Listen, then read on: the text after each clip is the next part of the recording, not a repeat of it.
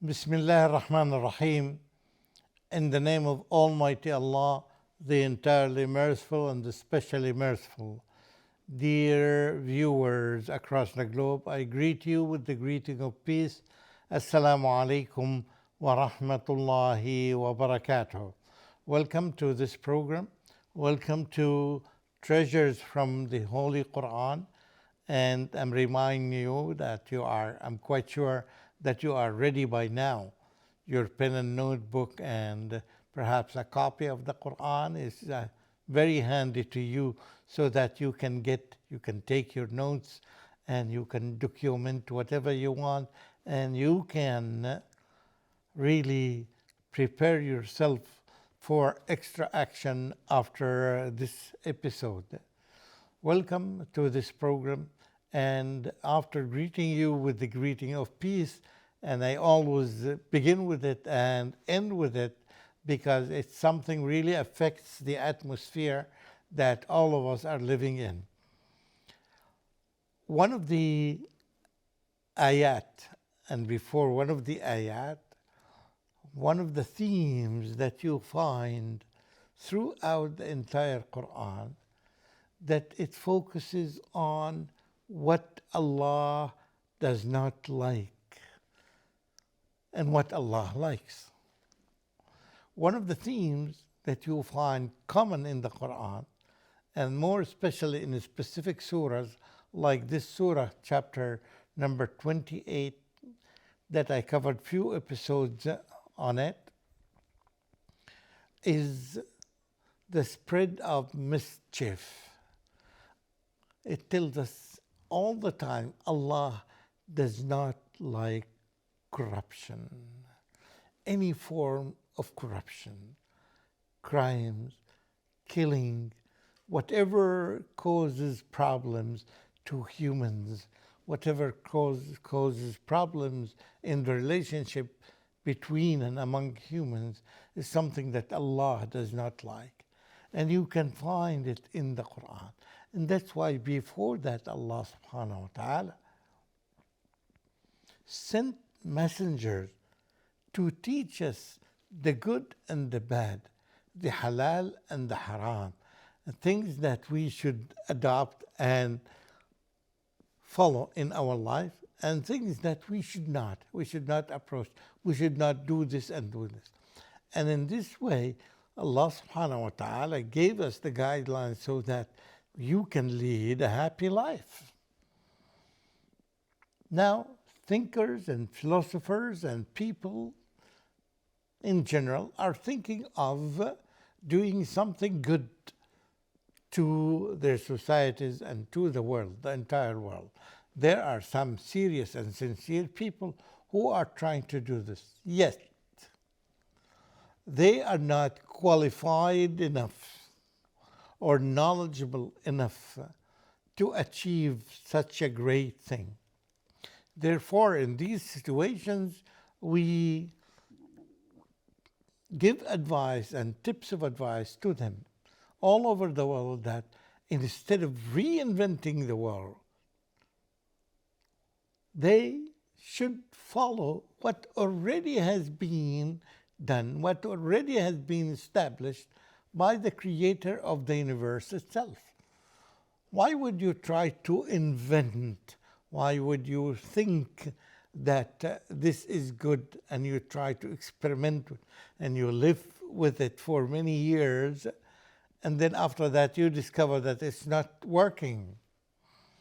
You can see this in the judicial system across the globe, for example. The way they reward the people who are doing good and the way they are punishing or penalize the people who are doing bad. You find in these systems, in these areas in life, we'll find many examples, and if not many examples, all the examples are misleading people or are ending with something that is not fruitful, something that's not applicable everywhere. Because when you look over the globe, you cannot see all the details and the events that are surrounding the globe. No matter who you are, no matter how much reading and how many references you have, and how many ministers and how many assistants and how many researchers beside you, yet all of them belong to one category, which is they are humans. So why do you waste your time? A lot of people don't take this matter issue. And still the philosophers of the world, they have to read and reread and reconsider the messages that came from Almighty Allah since the creation of Adam and onward. Allah subhanahu wa ta'ala has sent messengers to humans. With these messengers, He sent down His message. A message that really would guide, would make it shortcut to success and shortcut to peace and shortcut to welfare of humans. We cannot function properly without, or when we avoid the messages that were sent by our Creator. Who else would know us more than our Creator? Instead of we know about ourselves more than the Creator knows ourselves, it's almost impossible. Almost impossible. We are simple. For example, very simple. A book does not know about another book, but the author of the book may know about the book more than the book itself. A car does not know about another car. Of course, it does not. But the author or the manufacturer of the car or the engineer of the car knows about his car, and perhaps he knows about other cars. So Allah subhanahu wa ta'ala is our Creator, the one who knows everything about us, about all these cells that we have, and about all these organs that we have, and how each organ and how even each cell works and coordinates with others. He is the one who created it. So He is the one who knows us more than we know ourselves. So if I try to know myself without any guidance from my Creator, definitely it will take me away from the right track. This is the experience of human beings, may be of limited experience, but it cannot be generalized. I learned something from this situation, and he learned something from this situation. We cannot make generalizations about the entire globe, the 7.7 humans that are living currently. Nobody knows them and knows everything about them except their Creator, except the one who is equipped with all these beautiful names and attributes and qualities.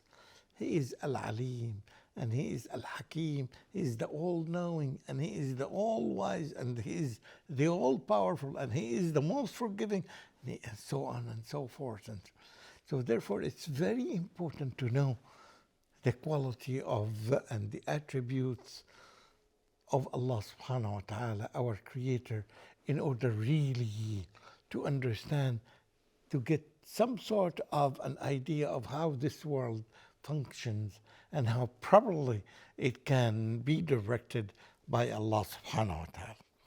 As I said, one theme throughout the entire Quran that we can track is the theme of corruption.